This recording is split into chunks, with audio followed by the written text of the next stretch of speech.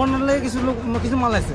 আসলে এই মালটা পাওয়ানো উচিত যারা গরিব, যাদের বাড়িতে জল হচ্ছে তারা পাওয়ানো উচিত।